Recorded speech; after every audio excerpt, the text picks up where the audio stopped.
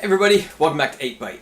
I just have a quick episode this week. It's almost the end of the summer before school starts, and I'm trying to get a lot of stuff fit into that, into that few weeks before it starts. So, just a quick one today. I'm going to show you guys how I make the world's best grilled cheese sandwich.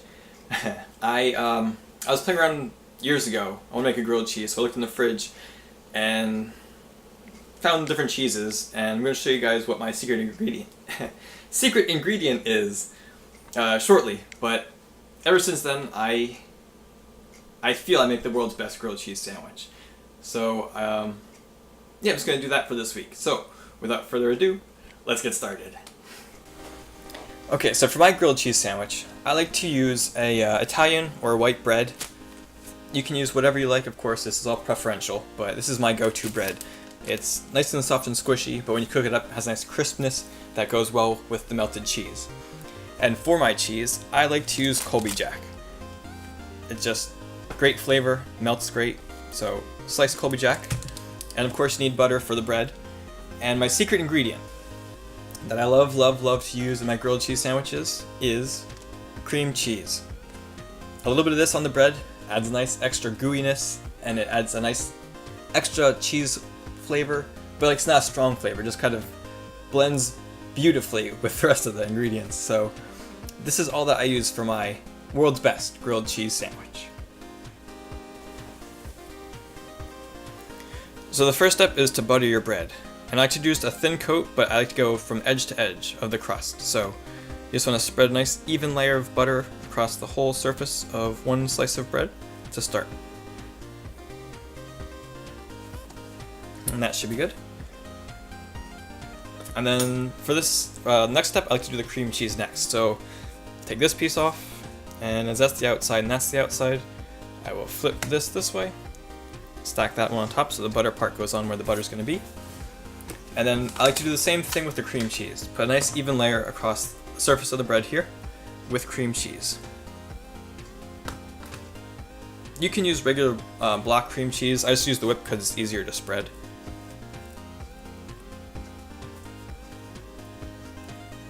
Okay, so now I have the cream cheese on one side and the butter on the other. Now in the pan, you want to sit the butter side down. It's a cold pan, by the way. So butter side down in the cold pan. And now you've got your other piece of bread. And so for this one, you want to add the butter to this part that just had the other buttery side on it. And the same thing, you want to go corner to corner, edge to edge, a nice even coat of butter.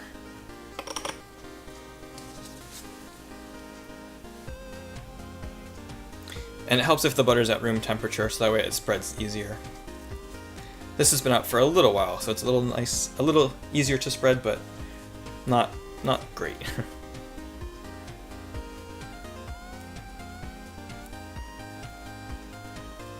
Okay, so that side's all nice and buttery. Okay, so the next step is to add your cheese. So I have 2 pieces of Colby Jack that I'm going to lay in the pan, or lay on the bread that is in the pan. Kind of fit it there perfectly. And then before you put the top piece of bread on, I want to put a little bit of cream cheese on this side. Your hand will get a little buttery, but that's okay. So it's gonna turn this over and put a little bit of cream cheese, not as much as the other side. Just kind of put it in the middle, spread a little bit around.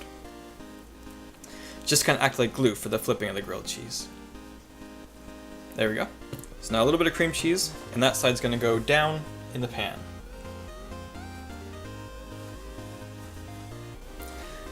So when I cook this, I'm using an electric stove, and it's got numbers from 1 to 8 plus high. So I like to go to a medium-high heat, which is 6. So it's a cold pan right now, and I turn the front burner to a 6 or a medium-high heat, and I just let it sit there for a while. So while you let it sit there, don't walk away or anything, make sure you keep an eye on it. I do a lot of flips instead of just like timing it out, because I like to make sure it's a nice golden color as opposed to just, oh, it's done because it wasn't here for this long. Alright, so I've had it sitting in the pan for about 3 minutes now, and I can start to hear it, like the butter start to sizzle a little bit, and it's starting to give off a nice aroma. So now I'm going to check the bottom real quick. Oh, it's turning gold already. And give it a flip. See how beautiful that is? Now because the pan is hot, this side is going to cook a lot quicker. So again, don't like walk away or anything, just keep it there, keep an eye on it.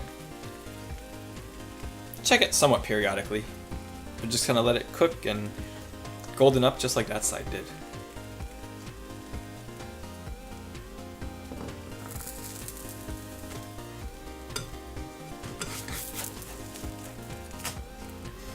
Let's see, it's getting there.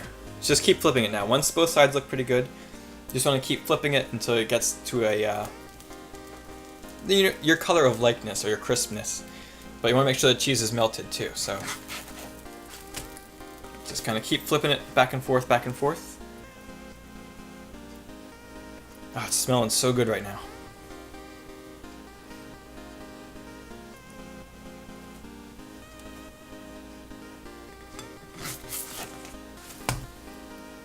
Yeah, okay. A little bit more on this side. And there you have it. Turn off the heat. It's as easy as that. The bread, the butter, the cheese, and the cream cheese. And now I'm going to cut over there to give you that cheese pull apart like you always see in the commercials. Alright, so I just removed it from the pan, put it on the plate. Gonna give it a little cut.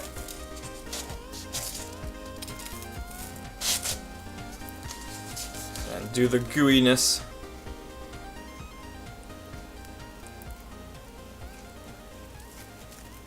Of the grilled cheese.